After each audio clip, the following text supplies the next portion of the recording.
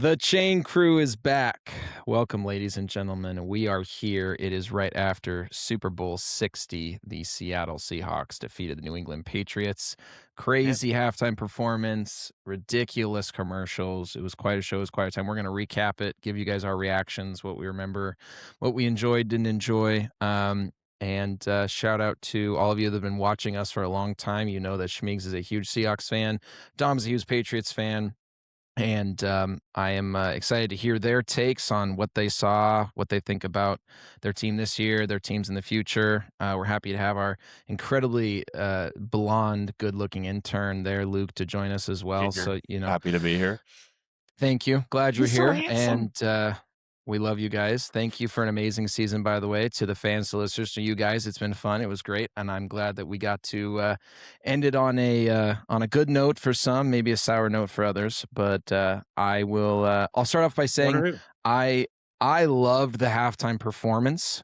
I loved the message. I loved the music. I loved the dancing. It just gave me a very positive, loving, thoughtful vibe. I enjoyed it a lot. Obviously, I don't speak Spanish. Maybe I shouldn't say obviously. I could speak Spanish, but I do not. So I didn't know what he was saying, but I No, liked it's obvious. I loved it. But I So felt it. that was I felt it in here. Yeah. good. I did too. I was gonna say I don't know if it was the highlight of my Super Bowl, but it was something that I really enjoyed, especially after a very slow and defensive first half. So shout out to Bad Bunny and everyone that put that on. That was awesome. I enjoyed it. I wanted to hear you guys' takes on the halftime performance, and then you can give me your takes on the game.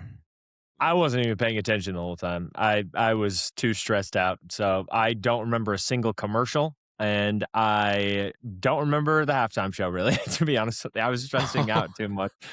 I was just sitting there on the floor and pacing a little bit and doing all kinds of shit. So, yeah, that was my life for about 4 hours. Yep. Classic. And as someone who was rooting alongside Dom, I mean, it was probably the highlight of the Super Bowl, in my opinion. I don't speak Spanish. Maybe I speak a little bit, Yo but soy not fiesta. much. But I've listened to his music for a while, and it was one of the best halftime performances I've ever seen in terms of production and the message. Just like you said, Carter, like just in terms of like how happy it made me feel and how good it made me feel is like there was very few that could beat that. Like the one last year was hype and like I love Kendrick. But this one was just on a different level of like positivity and I loved it. I wish Don was happy for it. So Yeah, I mean, I Schmeeks? think the only halftime show I've ever been super, super excited for was The Weeknd because I love his music, honestly. That's nothing Yeah. against Bad Bunny. I just don't listen to his music. I don't listen to like most Fair. of the people's music that they have at the Super Bowl halftime show. Kendrick last year was exciting because everyone was hoping that he would, do the song, and he did. So that was dope. But yeah, Yeah. Schmeeks. Yeah, I agree with that, where it was like never really listened to Bad Bunny before. I listened to his music a little bit on Spotify to like prep for this. Did not help. I still obviously had no clue what was going on or what he was singing about, but it was a fun performance. This is probably a terrible take, but in the sake of honesty, everything, the conversation surrounding it when it was over frustrated me because I was like, I want to open up Twitter and I want to see people talk about how good the Seahawks look. And literally all it was like conversation around Bad Bunny. And I was like, but other than that, like, so that's just a me thing. But yeah, it was obviously very fun. There was like, I ended up at a Super Bowl party where I'm pretty sure it wasn't even a Super Bowl party. It was a Bad Bunny concert watching party where people were just sitting through the Super Bowl, and I was just the annoying guy who's like, "Are you guys seeing this? They're winning!" Like, so like it was really hype where I was at. Um, and there was a couple of funny. My favorite moment of it was when like those two people actually got married. Like they legitimately Yes. actually Yeah. got I do married. remember that. And I yeah. was like joking. I was like, imagine I was joking. I was like, they're just gonna one up every marriage story of all time. Like, yeah, I got a ring at Super Bowl 60. And then I look back and it was like, no, that was an actual wedding. Insanity. That's a Pretty great sick. point. Pretty I sick. watching that live, I was like, those don't look like actors. Like they just looked so insanely, genuinely happy that I was like, Right. that doesn't look like a performance. It looks like those two are genuinely so in love and so happy in the moment. They looked surreal. They were like, I can't believe this happening. I just kind of saw it on their faces where it looked so genuine that I was like, I think that's real. And I called it while we were watching it. Yeah, that was sick. That was a cool moment. Well, I'm glad that we all watched, and I'm glad that some of us remember it, some of us do not. Dom, tell us your experience. Tell us your Super Bowl experience. Give us the psyche, the analysis. Let's see here. One positive note I will say is Christian Gonzalez, in my opinion, was the best player on the entire field the entire game. He single-handedly kept us in the game for a lot of it. Past that, I mean, Craig Woodson had some really nice tackles. Milton Williams had some good pressure at times. Yep.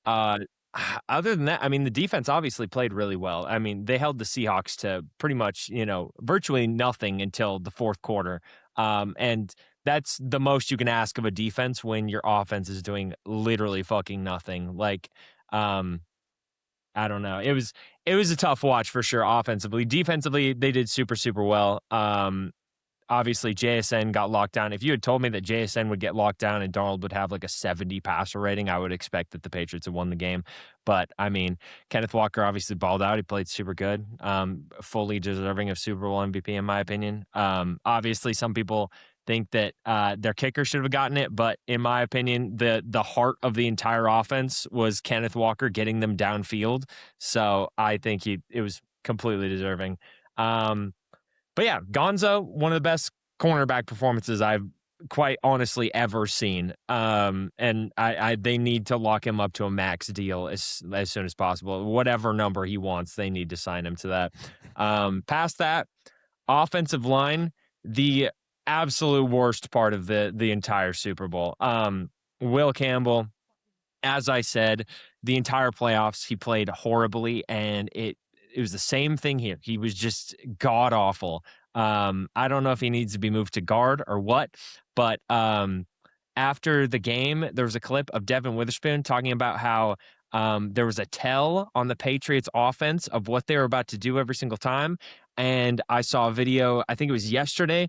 Our left guard, Jared Wilson, literally stares at his assignment every time before the ball is snapped. So the whole left side of the offensive line is just horrendous. He literally stares at his assignment the entire time, and there's so many plays. I saw so much of the tape that they just completely destroyed the offensive line off of that. Like, obviously, most offensive line just look straight down or whatever, so they aren't giving away, what they're about to do. And this dude is just staring straight ahead. I never noticed it the entire season until it was brought up after this game. But I mean, when that's going on, like if there's an obvious tell of what's about to happen, even if it's something, as small as that can change the entire game. And I think that was, I mean, Seattle coached well. They took advantage of that and completely destroyed us off of that.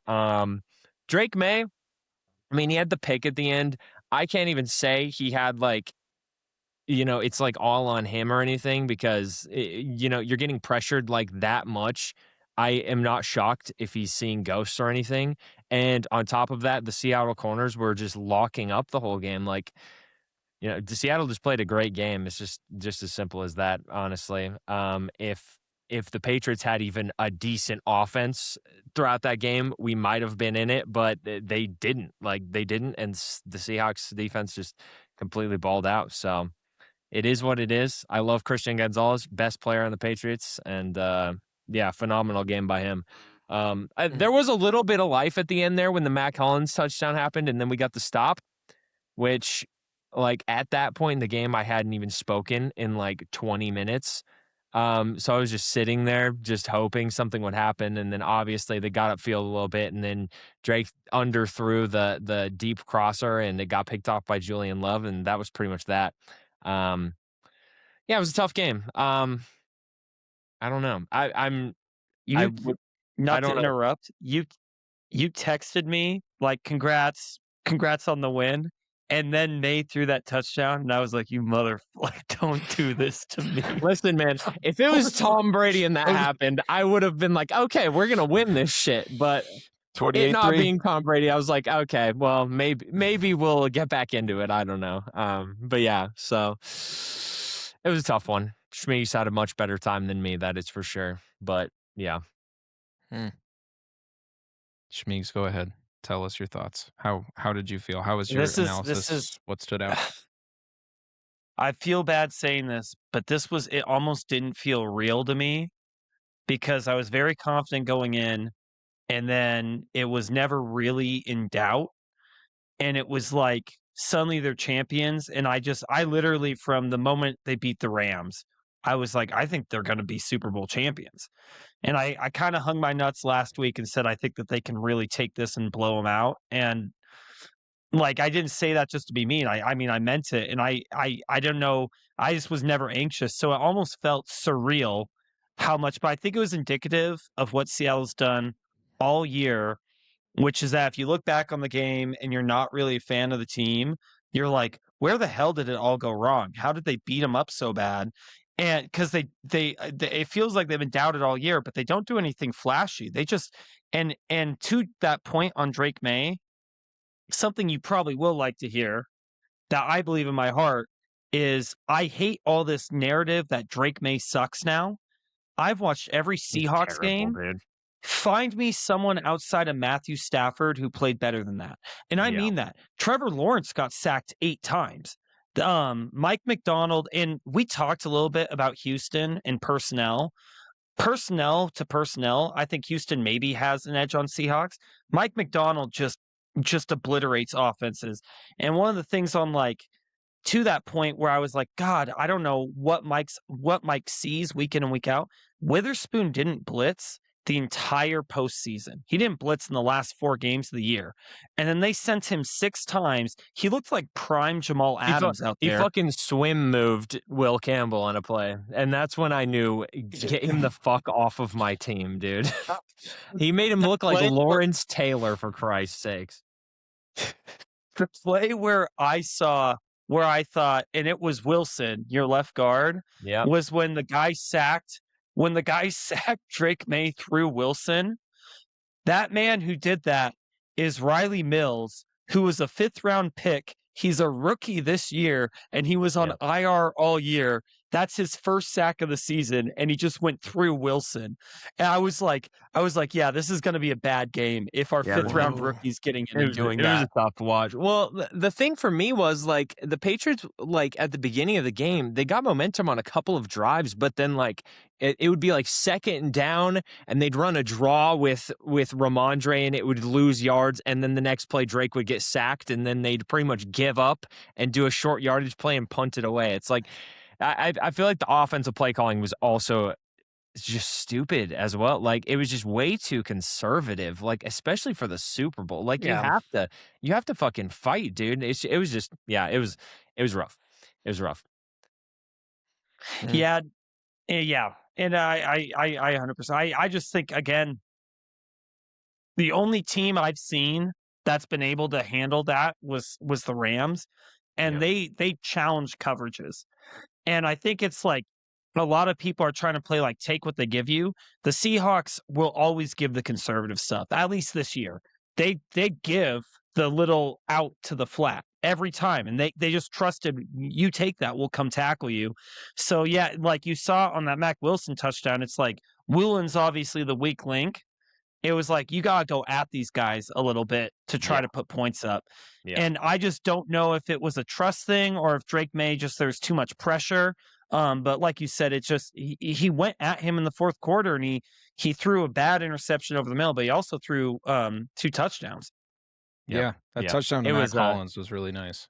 Yeah, I mean, if they had gotten that momentum going way earlier in the game, it could have been a game, but like it's just way too little, too late, you know? Like And again, I'm not even going to blame Drake, man. I'm not even going to sit here and defend him. Anybody who actually watched football this year knows that he was elite this year. Like, there's no point. Like, it's just silly to. I'm not even going to try and defend it. So, he was awesome. it's where I feel like I stand with you because I almost feel like, again, find me a quarterback. To me, it feels like the Seahawks defense has been so I mean, again, this is a team that I think they led the league in point differential. They had the most 20-point blowouts in the league. They never lost by more than 3 points. And a lot of it was just that it was hard for anyone to do anything against this defense. Even the Rams, we had moments where they really suffered. So for me, it kind of the take I heard that I really liked was Drake May failed to live up to his impossible expectations. And I'm not saying, but it was just like he went up against a team that was ranked 6th in DVOA all time. Yeah. And it's not like Drake May went and just laid an egg. He went up against legitimately, this could be, I don't know if the Seahawks will be this good next year. That legitimately could be the best team Drake May ever plays, just statistically. Yeah. Yeah. Yeah, that's fair. I don't know. Yeah. It was it was just a tough matchup for sure. I didn't think it would be like that, but at the same time, there are so many fucking mistakes and Jared Wilson literally giving away what we're about to do every play. It literally is like a glitch in Madden. Like, holy shit, dude. I don't know how the Patriots coaches didn't notice that all year long either. That's awful by them. Absolutely awful. Well, and I wonder if it was like a Super Bowl only. Like he's a rookie, right? Your left tackle and your left guard are rookie. Like maybe it was just they had a couple maybe he had a bad first or second drive and he got really nervous and he was just okay. I mean, Devin Witherspoon pointed out that they had it in the game plan, so I think it must have been long before that. And I mean, obviously, Mike McDonald's a great defensive coach, so obviously somebody noticed it, and they told it to the players and they put it in the game plan. So, yeah. Correct me if I'm wrong too, but my understanding, because of the weird scheme they run, that they basically were choosing who would blitz based off it even. So like they were going out there. Devin Witherspoon was looking at it and going, "All right, we're sending a fire zone blitz this play." He was signaling to the other guys, "We're going cover 3, not cover 4 match. I'm going fire zone. He's giving me the look I want." It was like nuts. They were literally like calling audibles on defense off it is what I was seeing. Yeah. The other thing, while we're talking about cornerbacks, I do want to say, like I said, I hung my nuts last week. I am taking a bit of a victory lap. I said I thought it'd be a blowout. I trusted the Seahawks. They did exactly what I believed. One of the things I also said is I said if the Seahawks can run the ball, it's going to be an issue for the Patriots because then what do? Do you rotate a safety down? You got Gonzo one-on-one with JSN. And in my heart, I didn't say it on the pod, but in my heart, I was like, JSN one-on-one against Gonzo, I'm taking JSN. And that was wrong. You guys were bringing 3 down in the but you had single high safety, and Gonzo was shutting down half the field on his own.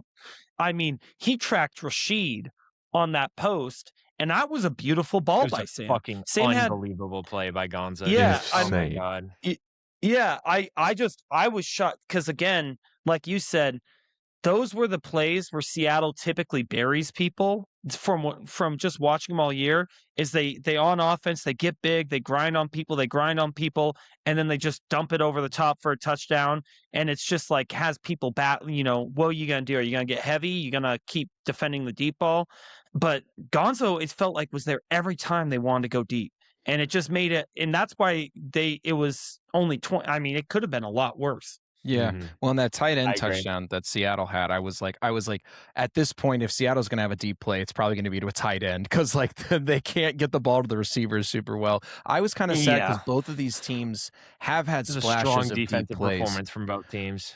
For sure. And we've seen Drake May throw deep balls to Hunter Henry and Booty and make deep plays. And obviously JSN's made some huge touchdowns this year. So I was a little disappointed as a fan who didn't watch either team super closely that I was like, I want a big play from one of these amazing receivers. Right. And it didn't happen. Yeah. But like that just shows you how good the defenses were this game. They were both awesome. I mean, like I said, obviously the Seahawks scored a good bit of points, but like I can't fault the defense at all. Like they held up what they needed to do for the entire game. Eventually something's going to break through if the offense just keeps going fucking 3 and out. Yeah, Like, well, and I thought the same thing. I was like, it's third quarter, it's 12-0. This game is not close to over. I mean, we're Yep. one big play away from a one-score game. Right. Like Yep, it 100%. could, and I just, yeah, I was holding out hope that the Patriots would make something happen in the third.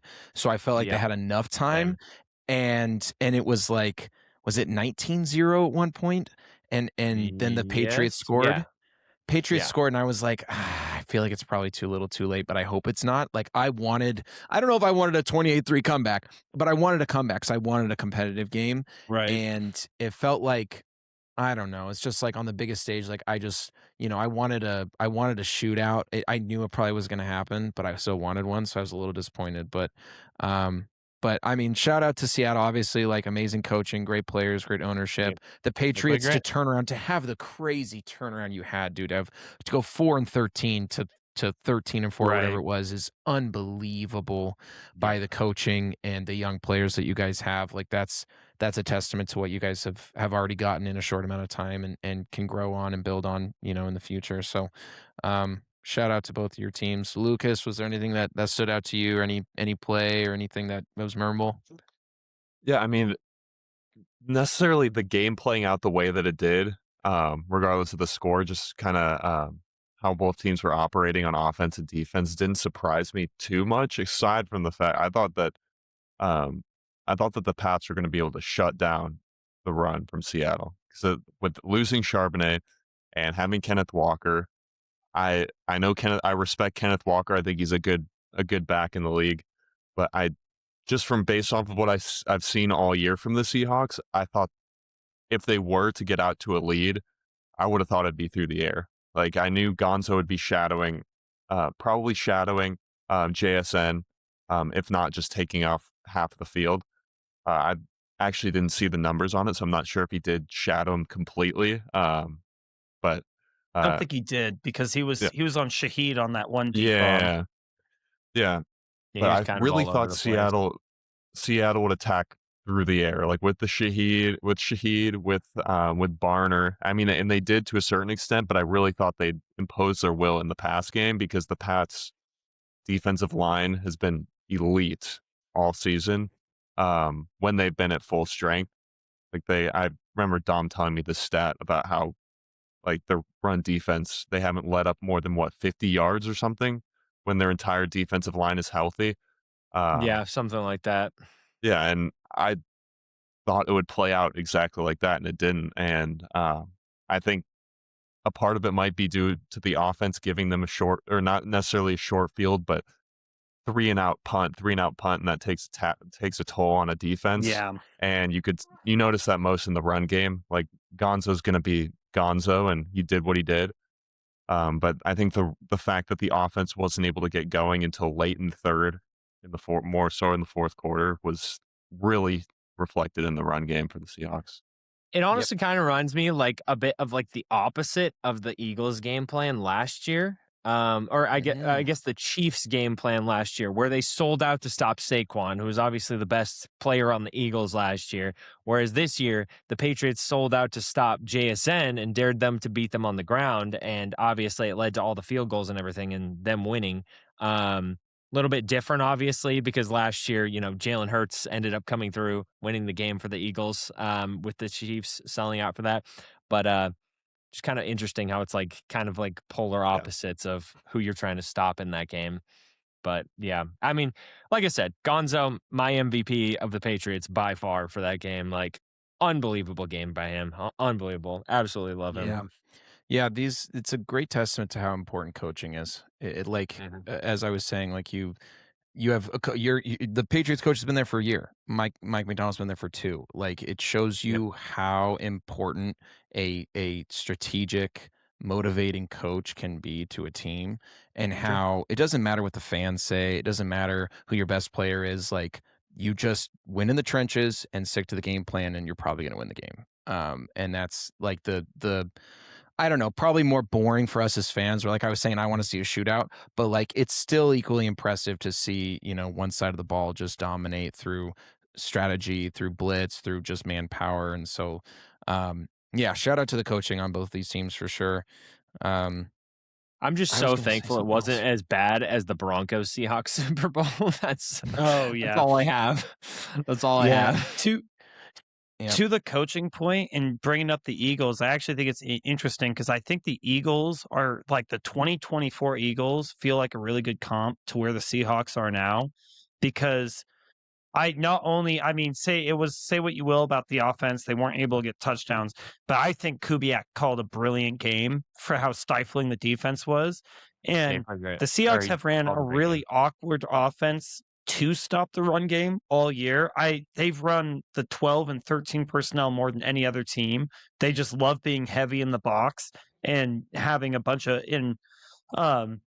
I am really scared that what happened to the Eagles this year is going to happen to the Hawks next year, because no one Losing saw the this offense OC. being top 10. Yeah, no one, and I could easily see it not being. I mean, Eric Saubert had like 60 or 70% of our snaps, and he had less than 10 catches. One of our tight ends was basically a spare offensive tackle at all times. But something I was thinking, because like that touchdown, they put AJ Barner in motion. With what they did with AJ Barner and Eric Saubert, I'm really interested in Raiders Mayer and Bowers next year. Could you imagine Bowers going in motion like that all game? That's Yeah. nightmare fuel. I like True. that. True. Fantasy sleeper, maybe. So Maybe not Dude, sleeper. I think I'm actually like, after watching, and I see one of the other narratives I thought was crazy is people are like, Kubiak's a bad hire for the Raiders. Find me any analyst that was like, Seahawks are going to be a top 10 offense this year. I am as bigoted as they come. I am a Seahawks supremacist. I didn't think they'd be top 15. I didn't think they'd be like Kubiak. I think Kubiak could legitimately have Ashton Genty rushing for 1,500 and they don't have that JSN, but I'm really interested to see what the Raiders look like under him, and I'm really scared to see what the Seahawks look like without him next year. Great point. With that, what do you want the Seahawks to do this offseason? It's a great question. Dude, it's a great question. So I honestly, and this is going to be I've glazed John Schneider the entire time we've done this. I honestly kind of just watch what he does and go, he's probably smarter than me. But if I was in the driver's seat and I had the wheel, I'd say, unless Kenneth is asking, I'd say sign him for up to maybe 8 to 10 mil a year. Unless he's asking for like insane money, because I do think you have Sharp. I do think, there's not a lot of holes to fill. So it just depends on what you like in the draft too. Cornerback wise, and maybe let Woolen walk. I'm not crazy. I mean, we're going to lose the whole defensive front seven's coming back, which is crazy. In the secondary, Woolen is up for contract. Woolen's might be leaving, and Kobe Bryant might be leaving.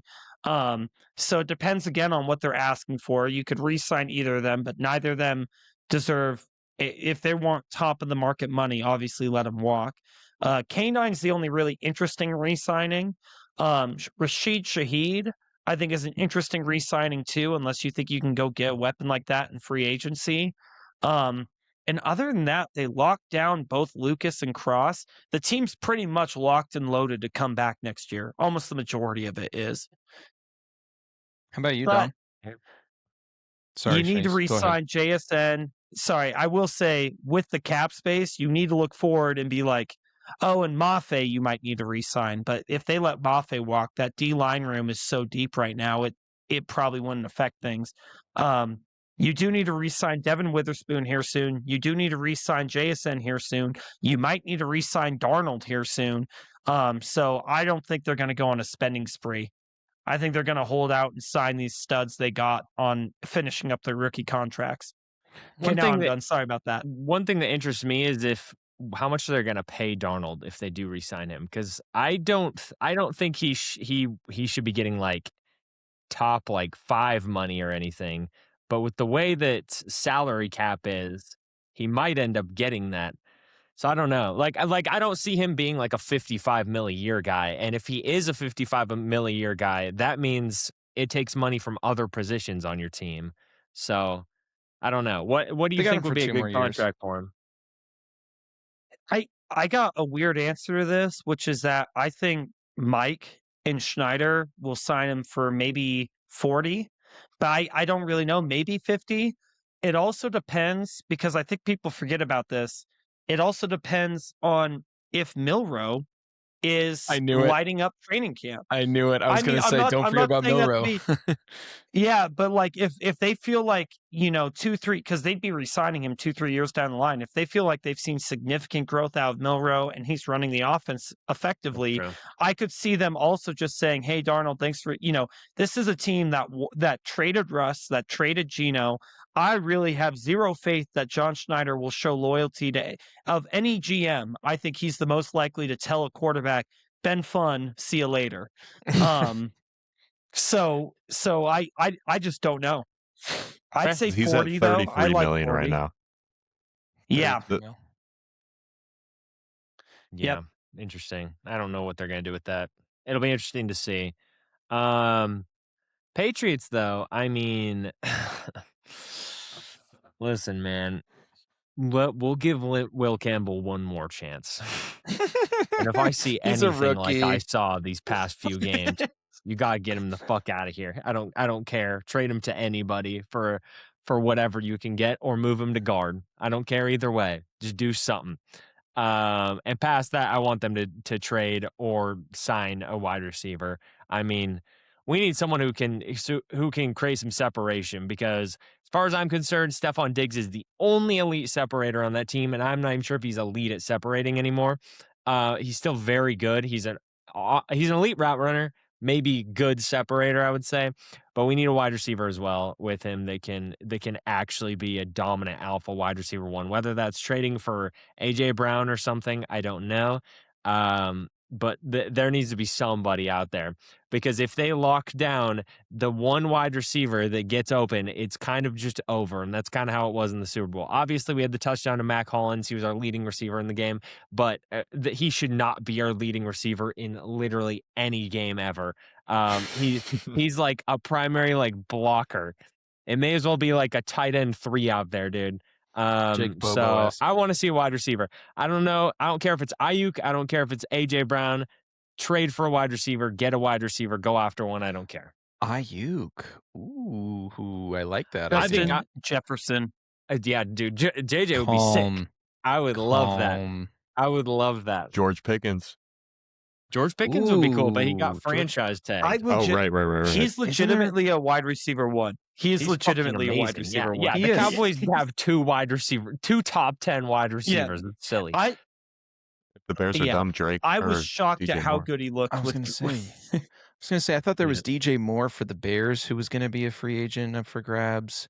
Would be no. Mike Evans fans was a are just free agent. pissed that he Mike would be nice. ran the route. And His hamstring injuries kind of concern me, because when Mm. wide receivers get those, they kind of linger, especially later on in the career. Like Julio Jones had a fucking hamstring injury for the final like 6 years of his career, and it pretty much ended it. So I don't know. Yeah.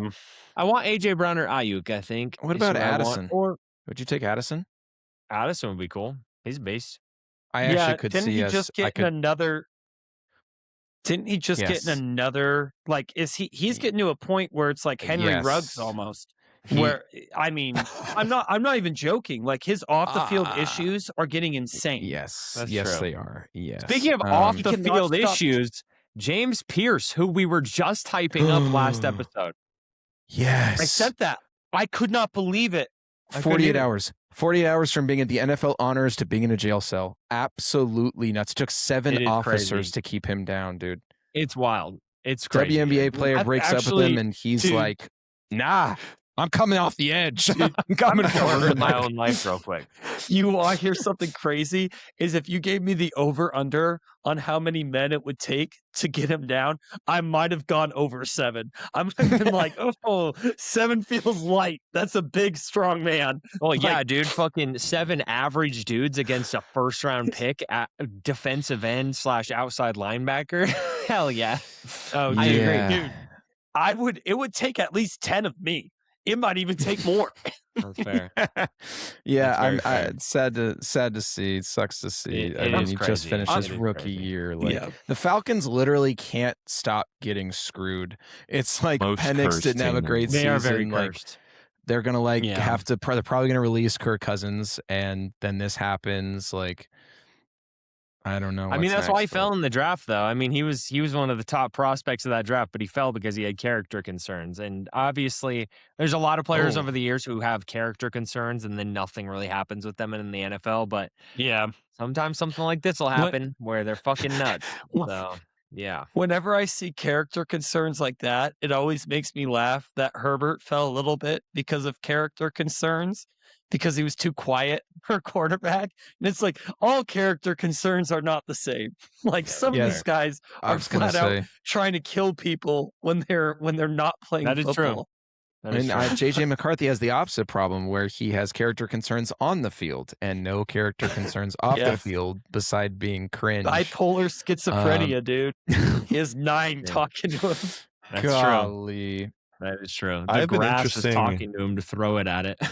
I have an interesting player for the Patriots. Not to get into full off-season talk, but if the Commanders go full sell mode, which they might, they have one of the Oh, oldest yeah. teams in Scary the league. Terry, I'd be Scary, horny. Scary Terry. He's on he's on a cheaper deal for a top end wide receiver, around 29 mil a year. Only 50 million guaranteed, so very doable contract for the Pats. I would feel like love that that. might be a sneaky. I don't know what kind of draft capital you have to give up for that, but Terry McLaurin with Stephon Diggs on that, That would that go would crazy. be scary. I would absolutely That'd love be that. scary. Terry's No pun awesome. intended. And it would continue the trend of the Commanders just giving the Patriots lots of things over the past couple of years. Like they give us There we go. Gonzo and Drake There we May. go. So why not Scary Terry as well? I'd be all about it. Hell, why not? I didn't know they gave you. Did they give you those draft picks? No, they picked Jaden Daniels was taken right before Drake May, and they took Emmanuel Forbes when Christian Gonzalez was falling down the draft board for whatever reason. Horrendous pick either way. Shout out to the Commanders though. I looked at that draft, and the best, like the 3 best picks in hindsight of that draft came like back to back to back to back. I think you guys took Gonzo, and then the Lions took Jack Campbell, who was the first team All-Pro middle linebacker, and then someone else got taken. I forget their name. I feel bad. This is going to be used as like edit fuel. But then JSN got taken after that. Yeah.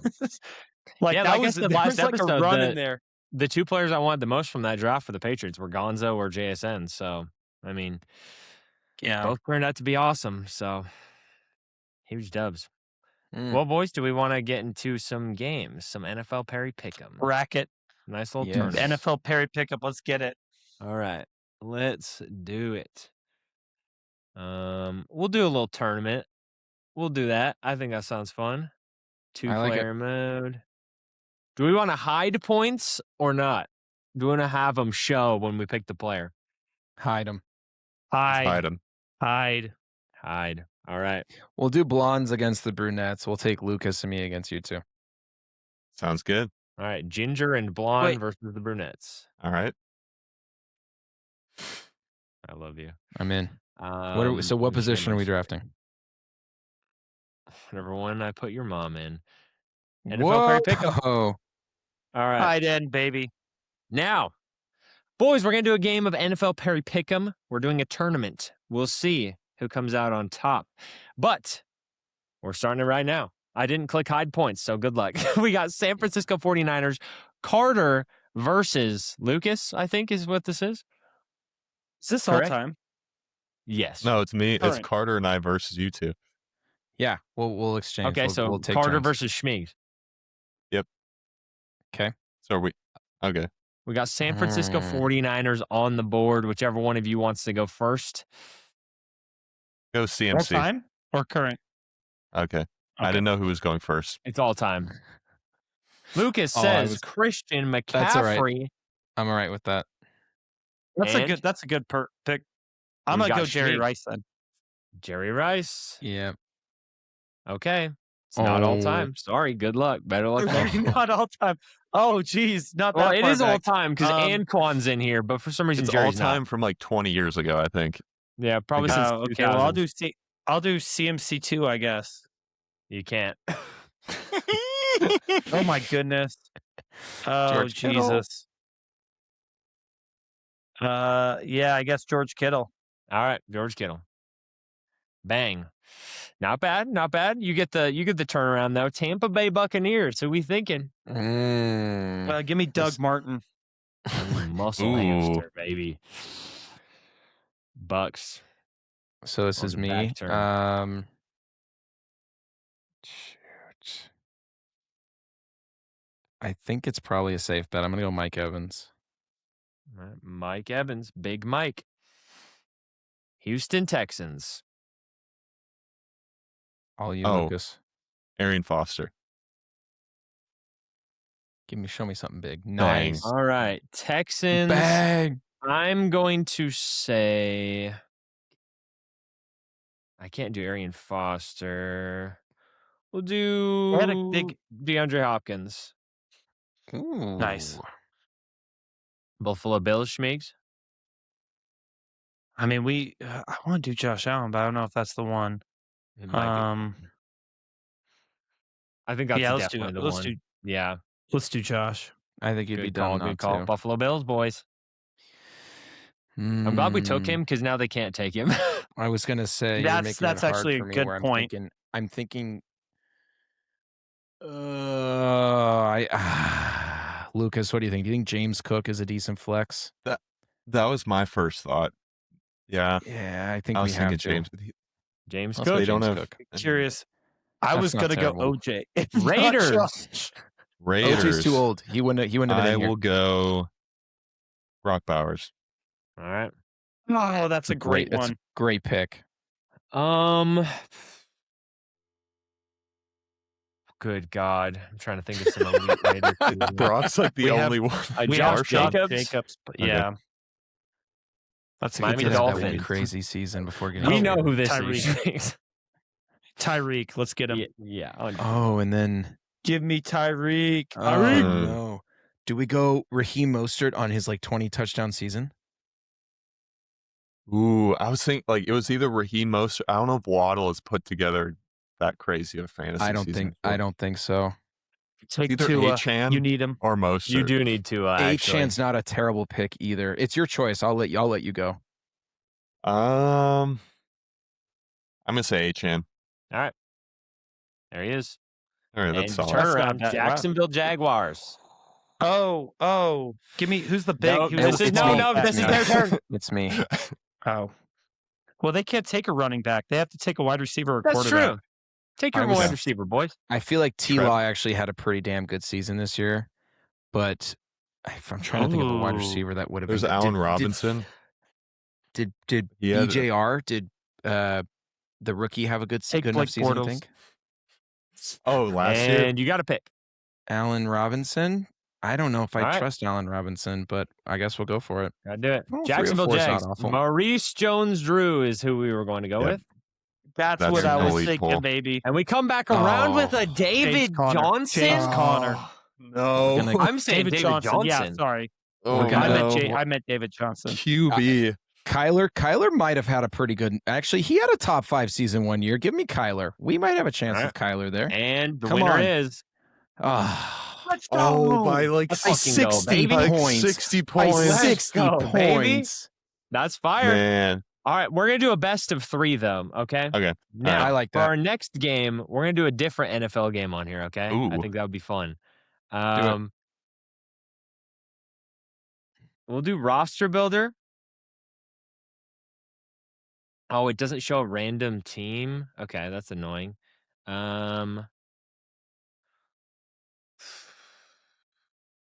Okay, does that someone get a calculator out because we're gonna do something different here. I All right, got you, I got a son. calculator. Actually, my Okay, phone's almost dead. we're gonna do NFL 2 player, Put it on but the intern. it's both of you, and you're gonna combine your scores, and then you're gonna go on against me and Schmeegs' combined score. I'm good for that. Okay. Oh, I love Lucas, that. you're feeling hot, Lucas. Go ahead. You start it. Oh, yeah. All All right, right, I'll start it. we'll go with you two. Saints. Ooh. Wait, is he going to draft a whole team or are we going to do it together? One of you is team A, one of you is team B. You're gonna combine Got your it. points, and then me and Schmeegs are gonna do the same thing. Okay, and we won't talk. No table talk here.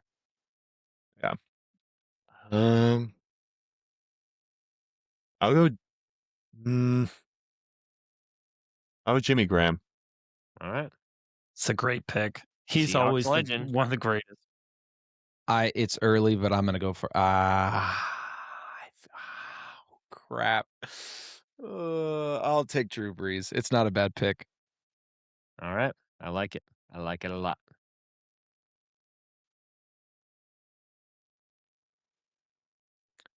Indianapolis Colts. Would Reggie Wayne be on here? If he's not, I have a different idea, but just check. Oh, No, yeah, he is. go for it. Wayne.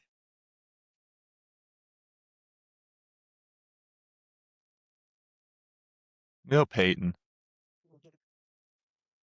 Walter Payton. Oh, and of course I get Bills right up. Okay. Let's go. Shut up, Schmeegs. We need that. Shut Schmeegs. your We whore need mouth. that. Schmeegs. Shut up. Silence count. Is Silence. OJ non- Simpson? No, he's not on here. Oh, it's Never too mind. old for Make me OJ won't be in sad. here. I'll go Stephon Diggs. All right. Diggs. Ooh. Baby maker. James Yep. Cook. All right. Put him in the that's perfect. Come on. Arizona Cardinals. David Johnson in the running back spot. David Johnson. Larry Fitz. Larry Legend. Texans. Arian Foster. Dude, Arian Foster. I don't know any other. I'll just go D Hop. Come on. Ooh.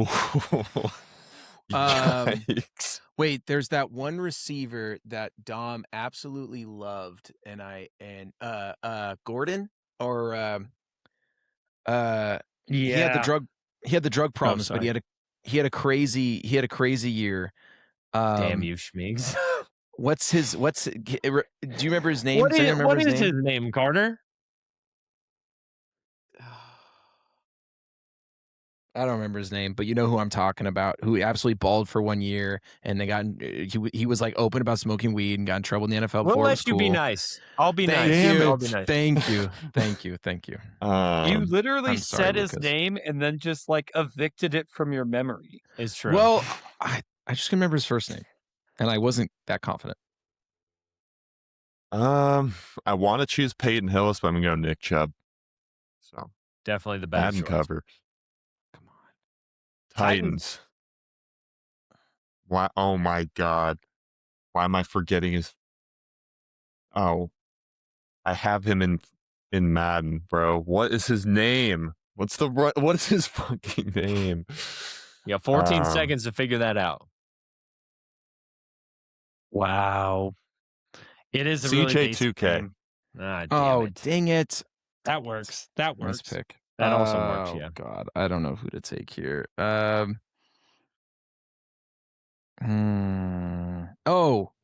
Oof. Woo. Okay, it came to me. It took a second. Derrick Henry. Yeah, I was going to judge you pretty heavily. I'm not going to lie. Yeah. Sorry, I was scared there. Bronchies. Oh God. God, that was the superior Peyton Manning pick. That is true. Yeah.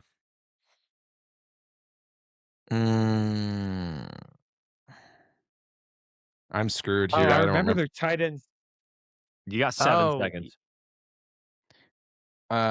This sucks, but I'll go Evan Ingram. I can't think of anyone else. Ingy.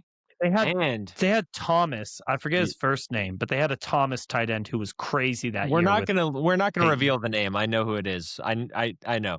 We're good. If we need it, we'll use it. Why am I forgetting his? Oh, Terrell Davis. There you go. He's not on here. You're Whoa. Marius Thomas. Who'd you say? Demarius Thomas. Marius Thomas. Demarius, and the final Nice. score to beat is going to be 2710.5 plus 2494.8. Wait, let me write those down real quick. And then it's me and Schmeeks to beat this. What was the Thomas I was thinking of? The tight end Thomas they had. Julius Thomas. Julius. Hold Julius on. was crazy. I wonder how many He was a fantasy fucking points he beast had. for like 2 years and then just fell off the face of the earth. It was crazy. God, I picked pretty dang well, honestly, besides Evan Ingram. Yep. Damn. Well, you know The what they only thing say. that could have improved it is if I didn't pick Peyton Manning and then pick Josh Allen the next round. So True. all right, we have 5,205. All right, restart game. 5,205. Schmeeks, I'll let you go first. Arizona Okay. Cardinals. 0.3. I'm gonna take the easy one, David Johnson. I'll let Yeah. you figure out the other.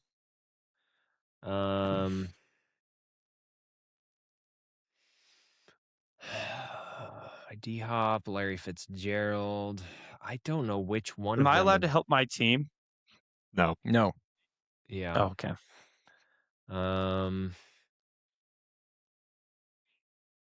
D-Hop. God, I don't know. I'm just gonna go Larry Fitzgerald.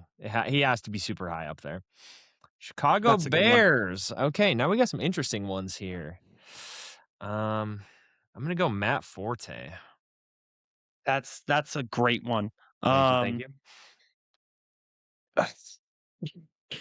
I'm gonna keep Brandon Marshall in my back pocket just in case. I'm trying to think of anyone else.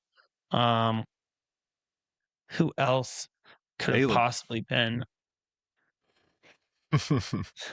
I love you, but no.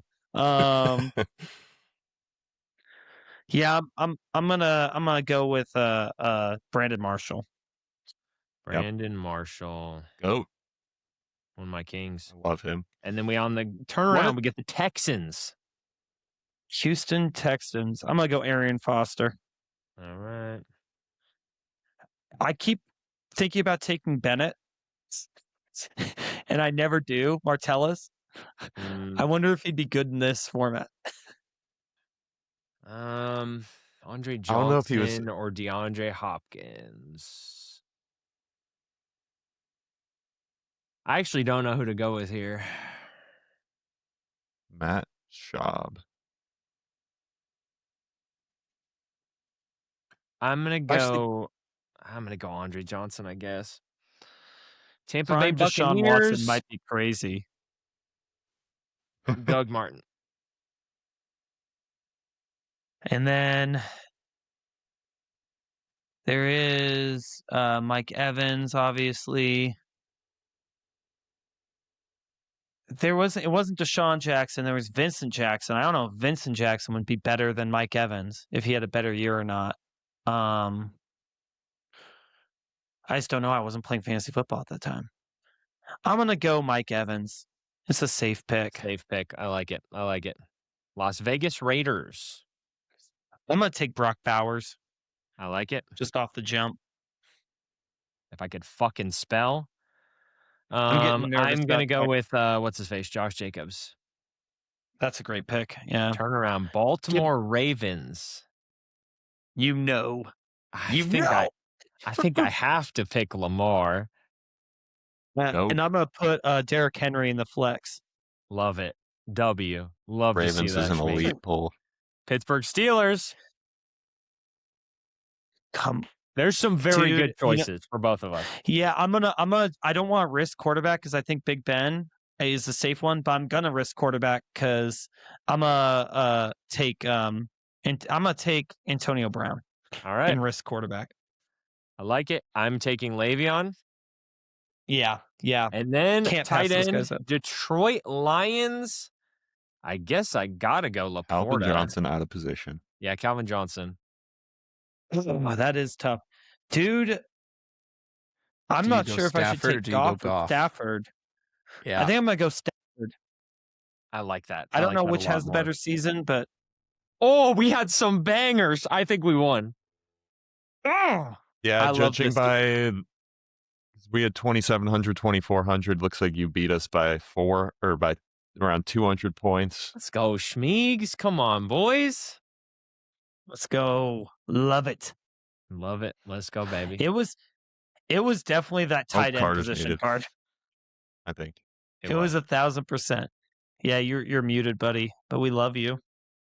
Oh, I was gonna say my Evan Ingram pick screwed us. It was Yeah. Julius Thomas, and I do Yep. not remember Julius Thomas at all, but that was the pick I needed to make for I Broncos remember tight him. end. I don't. Yeah. I remember him because I had Demaryius Thomas, and I remember I was young enough when that was going on, like not mature enough that I'd get angry because he'd score a touchdown, and I'd be like, "He got a touchdown, Demaryius Thomas," and they'd be like, "Wait, that's Julius Thomas," because they were all on the same team, and Peyton Manning was just throwing touchdowns to everyone. Yep. Nice work, boys. Congratulations. Good work. That was fun. GG Schmeegs. We took a Yeah, dub. that was fun. Love to see it. Good dub.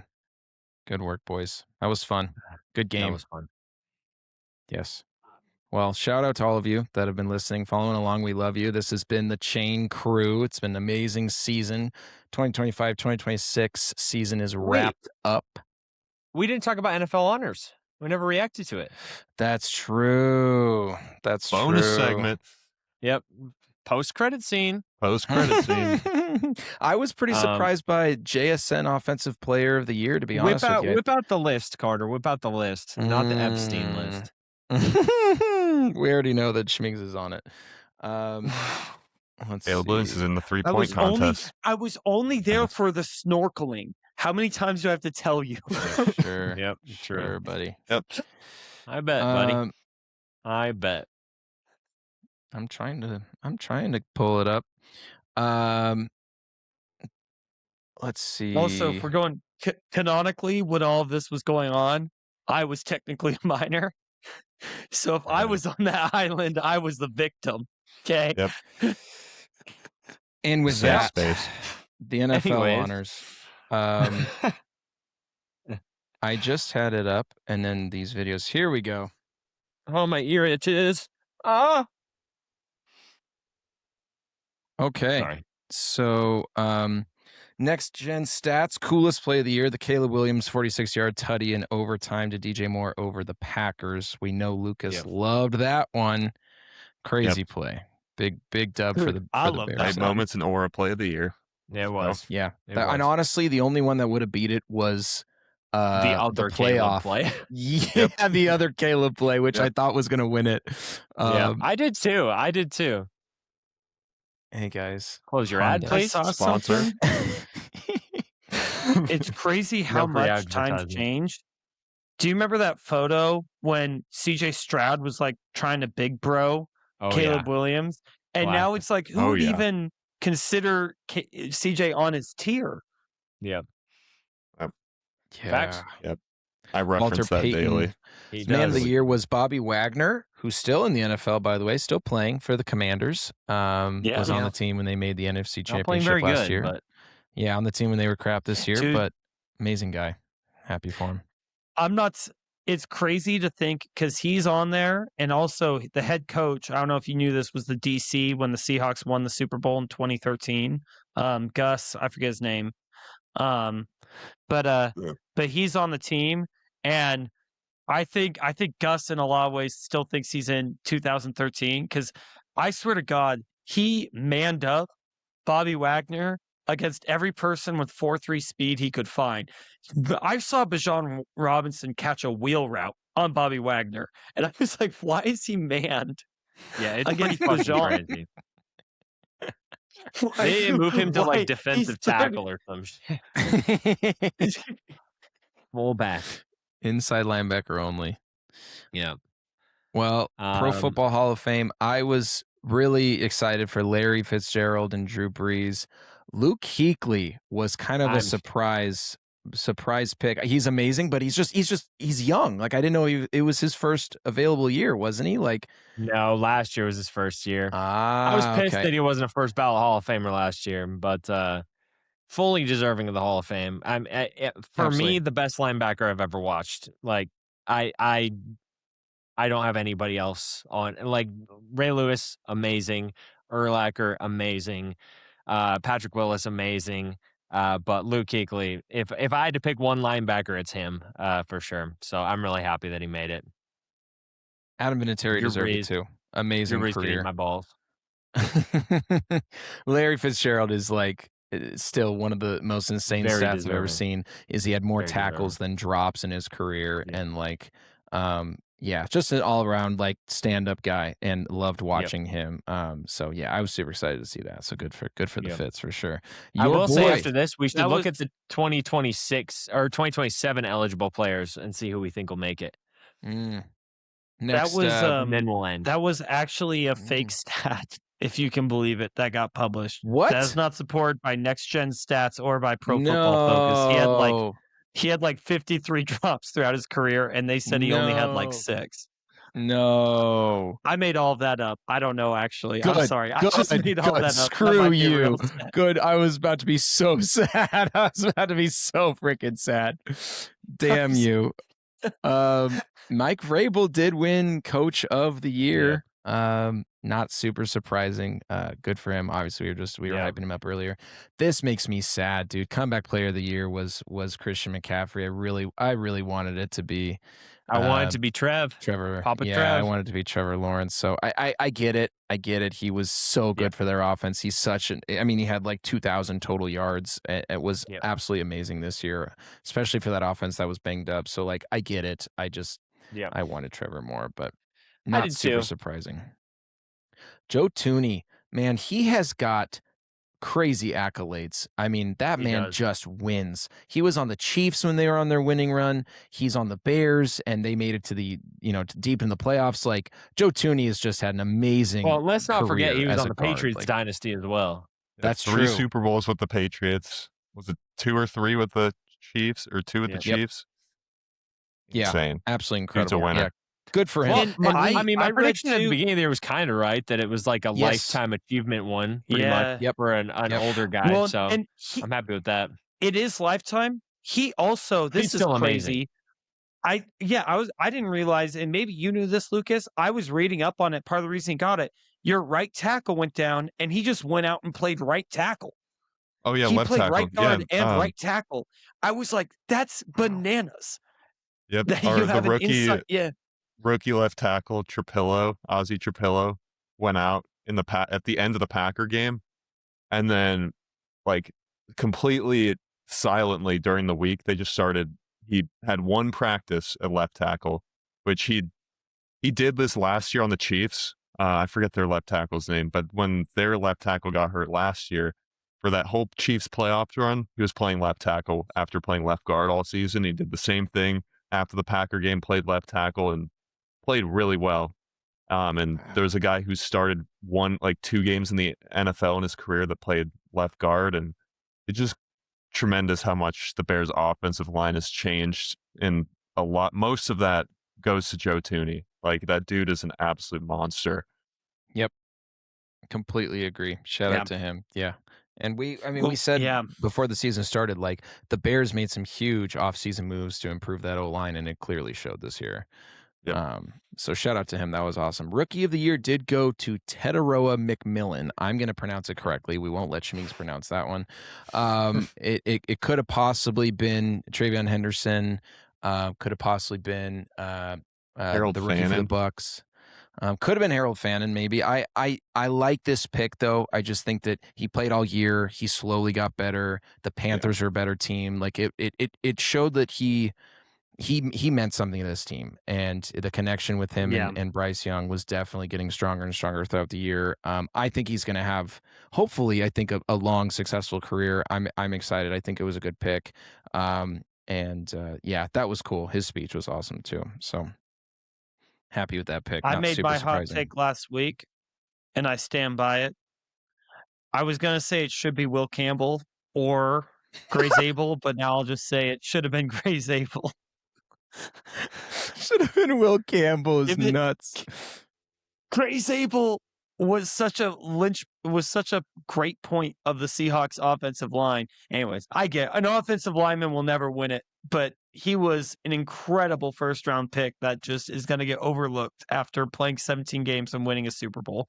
I'm not sure what the fucking offensive line would have to do to win it, but it Yeah, would have to be pretty memorable, honestly.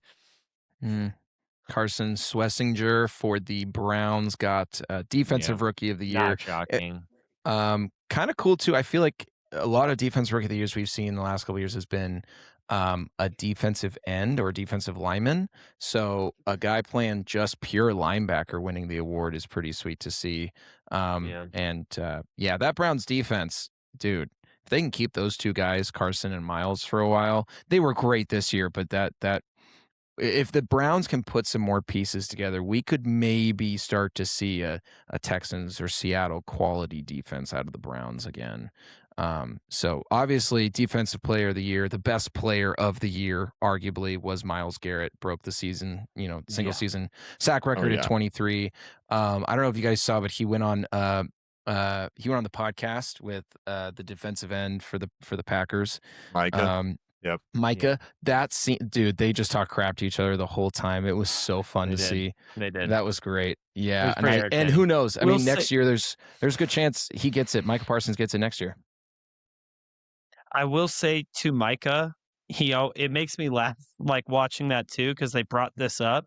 Micah and DeMarcus Lawrence had beef when DeMarcus left the Cowboys, because DeMarcus just said, I'm never going to win a Super Bowl with the Cowboys. And then he came to the Seahawks and immediately won a Super Bowl. But Micah tweeted at him when he said that. He was like, he tweeted out some hate. And DeMarcus was like, no, this is the truth. And then Micah left for the Packers like immediately after. So Micah to me just feels like a loose cannon. I don't know what he's for. Anyways, I just want to bring that up. He's for the money. So the last two, I think we can talk about more. JSN winning Offensive Player of the Year. I know Dom wanted to see, Drake May get MVP and Stafford get Offensive Player of the Year, or vice versa. JSN led the league in receiving yards and was just consistently so damn good this year, getting open, making one-handed catches. Absolutely amazing. I think that, and I'll still argue this, we talked about it earlier this year, I think if he had stayed on pace, I think Jonathan Taylor had a real shot to win this award. He was unbelievable the first 8 weeks. If Daniel Jones doesn't go down, 100%, I agree. Yeah. He was having a crazy year. I'm happy for JSN. I think it's fitting. Yep. But I want to hear your guys' takes, especially Dom's, just because I felt bad. It didn't hit me until afterwards, but I was like, dang, dude, like Drake May didn't get either of these awards and didn't get the Super Bowl. And he's got a long career ahead of him. It's his second year, and he had an amazing year. But I was like, that kind of sucks. I still stand by my point that if they're going to call it most valuable player, and off of last year with Josh Allen winning it because, he was the most valuable to his team, I still think it should have been, Drake May winning it this year. Puka Nacua was in the Offensive Player of the Year running, and his quarterback wins MVP. It just doesn't make a whole lot of sense to me. But obviously, he had an incredible year. So I'm not going to be a hater or anything. Stat Padford, Career Achievement Award. Congratulations, dude. Yeah. Yeah, I think when they didn't have a chance at a Super Bowl, they were like, we got to give it to Stafford. And his stats are pretty sick. It was crazy he lost by one fucking vote, though. A single vote. We were a single vote away. Or I guess 2 votes away because he was just one behind, but wild. It would have been interesting to see if they had the same amount of first-place votes, if they would have tied, but the voting has changed a lot since the last time we had a tie, so I don't know. I don't know if we'll ever see a tie. It'd be cool. I would have loved to see it, but same here. Yeah. Any other hot takes? I'm sure happy with JSN Offensive Player of the Year, though. Deserving. I like it. I think he was as critical, but I can see why people would argue against it. But yeah, he was the best player on the Seahawks offense. So, I like it for that aspect. I think he's debatably the best Seahawks player. Fair. On a very defensive minded team. So, I really I am happy for him. I want him to be a Seahawk for the next 5 to 10 years. But I mean, not to sound like they won the Super Bowl. This is just icing on that cake. Really, it's Yep. nothing that really got me excited. That's fair. One thing I Fair. will say is it's so crazy that last year we had a dude become one of only like 4 players ever to get the Triple Crown, and he didn't win Offensive Player of the Year because we coincidentally had a dude rush for over 2,000 yards the same season. It's so Yes. funny how stacked last Yeah. year was. It was crazy, dude. Yes. Crazy, crazy. So true. I hope we get that again next year. Oh, same. I would love that.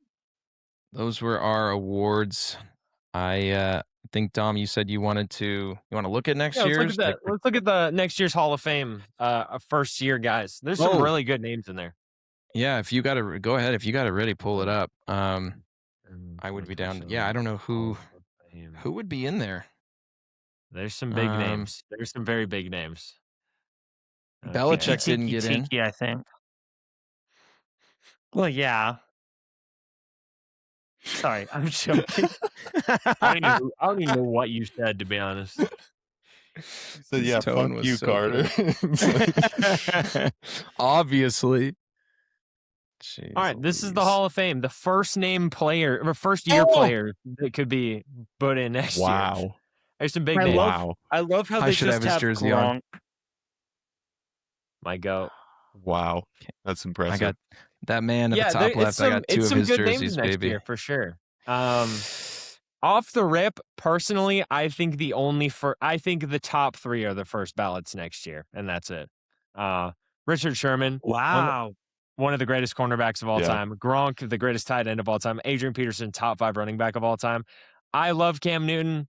If he never gets hurt in 2018, maybe he makes it, but just the MVP doesn't get him in.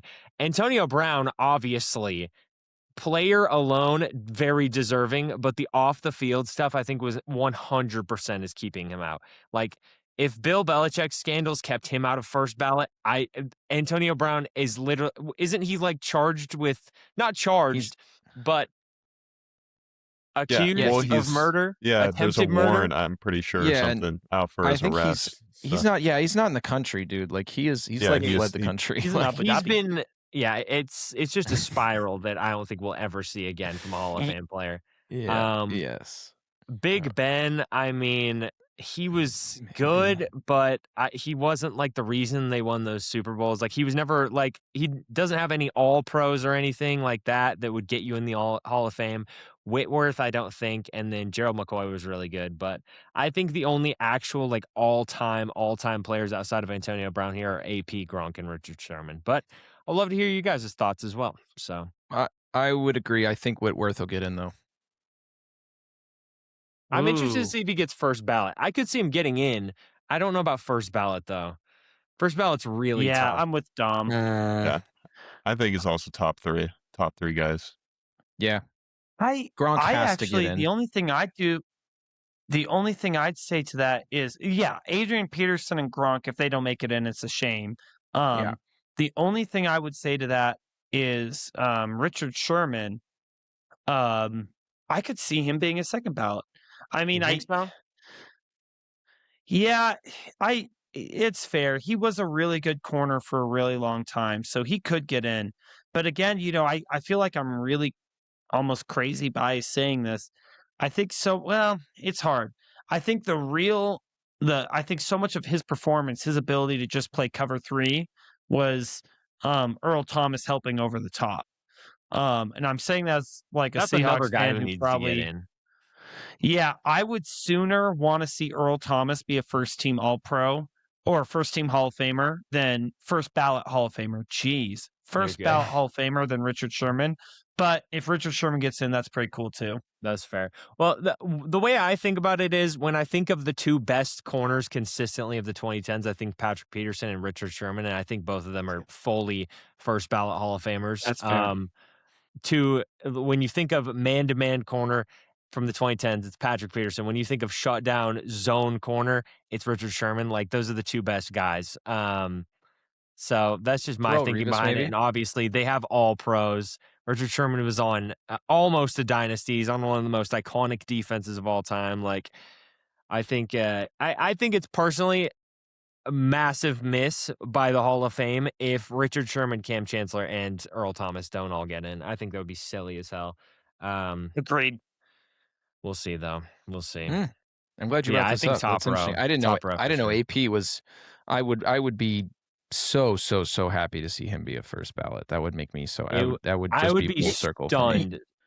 I would be the most stunned if AP or Gronk weren't first ballot. I fell in love with football and started to really follow it and care about it when we drafted AP and we started getting good because of him. Like, it would be so cool for me to see him first ballot. Yeah, I mean, Hall of Famer. just That would be straight awesome. up one of the best running backs I've ever seen. Like, it would be him and LaDainian Tomlinson are the two best running backs I've ever witnessed. So, I don't think there's a chance in hell he shouldn't get in first ballot, honestly. It's so weird to see because if we looked at the shit from like 10 years ago or something, a lot of the guys would not be players that we've watched. And now it's entirely players that we've watched that are getting in the Hall of Fame. It's freaky. It's really, really weird.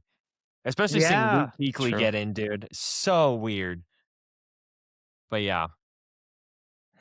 Interesting, though. Very interesting. We'll see. For sure. I would love to see Cam make it at some point, but I don't think he ever will, unfortunately. But that's our 27 Hall of Fame picks. I think it's an interesting class for sure. Yeah. One thing I will say, when do you guys think Eli Manning gets in? Because he missed his second ballot this year now. Or do you think Eli is a Hall of Famer? I'm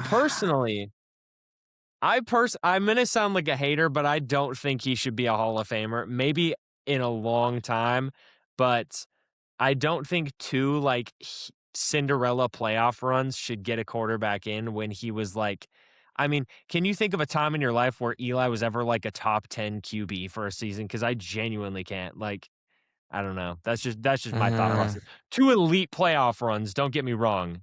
But like totality of his career, yeah, I don't know. I don't know either. It'd be like if I don't know, if like Kirk Cousins won 2 Super Bowls and got in the Hall of Fame or something. That's the only comparison I can think of. You want to hear something crazy? Maybe I didn't really watch a ton of Eli when I was younger, but I feel like Kirk Cousins had some years where he was top 10. Yeah, and I don't know if I truly felt just like that way about Eli. thing I can think of, you know? No, that's fair.